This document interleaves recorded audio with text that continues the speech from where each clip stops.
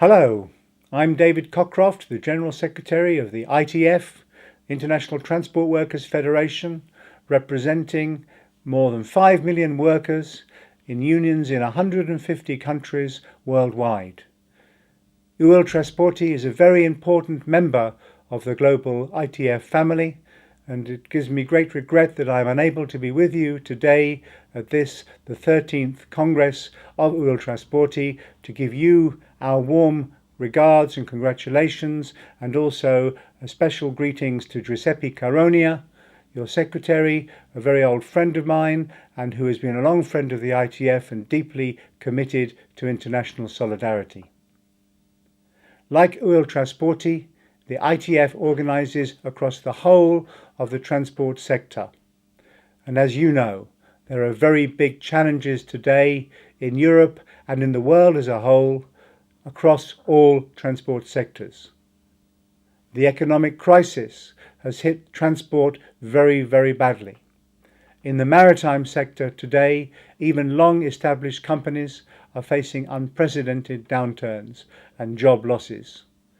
But aviation faces the same challenges. The days of state-owned national carriers are long disappeared. We are now today seeing the rapid growth of low-cost carriers and unfair competition both for flight crew and for airline and airport ground staff. And we need strong, effective international solidarity to meet the global challenges of the aviation industry.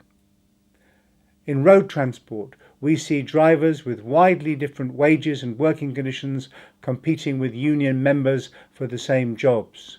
We have to find a really hard campaign to stop social dumping in the road transport sector as drivers become more and more international. And that is a fight which you have the full ITF support behind you. But although economic pressures have affected public transport to a lesser degree, cost-cutting is actually hitting workers across the board. In public transport, we are fighting next year, together with our colleagues in the Public Services International, a major campaign for the promotion of quality public transport, so that we can ensure that we have good public services in rail, road and in air, so that we can ensure that we have a united public sector working for public good. Our response to the challenges faced by transport workers is that we need to ensure that we have a growing and strong, effective trade union movement. The ITF is totally committed to meet these challenges. That's why the ITF Congress in Durban 3 years ago adopted the programme Organising Globally, Fighting for Our Rights. And the integration of the global does not just give employers greater opportunities to exploit workers, but it also gives new opportunities to build union power across national borders.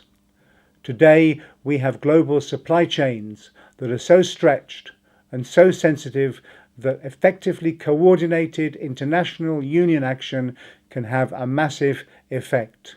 We have the wonderful concept of just-in-time production, which means that even short disruptions can have a major impact upon the employers. So things are not all bad. We can use our power, if we use it responsibly, to enhance and build the strength of the trade union movement, not just in transport, but in the economy as a whole. But to do that, we've got to be ready for the changes which are taking place in the working environment. We've got to be ready, for example, for the changes which are taking place in the kind of work which we're doing.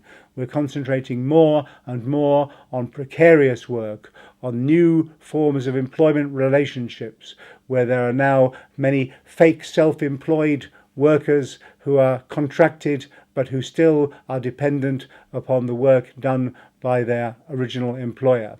And we have to be clear that the ultimate consumer, the company which consumes the transport service, is responsible for the conditions which take place within the contracting companies as well. That's why we are working to bring more and more workers in every part of transport within the protection of the global Transport Workers Union family. But we now face a major new crisis to the future of the planet, which world leaders are currently, as I speak to you, discussing in Copenhagen, designed to tackle the threat of climate change, which is why the ITF will be sponsoring a major conference on transport and climate change, which will take place next August, immediately before the 42nd ITF Congress in Mexico City.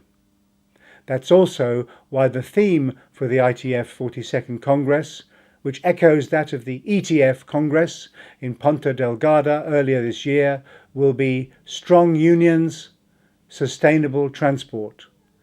And I bring you also the warm greetings of Eduardo Chagas, the ETF General Secretary, who has recently taken on a new role within the ITF of coordinating all our activities within the different regions of the world.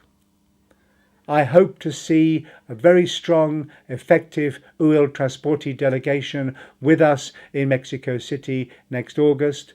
I hope and look forward to continuing to work very closely together with you to make clear to all of your members that effective global solidarity in Europe but throughout the world is absolutely fundamental to continuing to build and retain strong trade unions everywhere, and particularly here in Italy.